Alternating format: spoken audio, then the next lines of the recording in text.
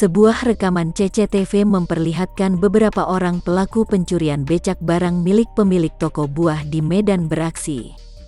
Dalam video tersebut terlihat pelaku berjumlah 2 orang. Pemilik toko buah, Ruth Hotmaida Berginting yang berada di Jalan Aman, Kelurahan Sunggal, Kecamatan Sunggal menyebutkan pencurian becak barang tersebut terjadi pada Rabu, tanggal 18 Agustus tahun 2021. Lalu sekitar pukul 3 waktu Indonesia Barat. Ia memperkirakan pelaku sebenarnya berjumlah 3 orang. Namun satunya tak terlihat dalam rekaman CCTV karena jaraknya jauh. Ruth mengatakan becak barang tersebut biasa digunakan untuk mengantar orderan buah ke pelanggan dalam jumlah banyak. Kini mereka terpaksa menggunakan sepeda motor sebagai pengganti. Kejadian seperti ini pun bukan pertama kalinya terjadi. 2 tahun lalu pun becak barang mereka raib dicuri.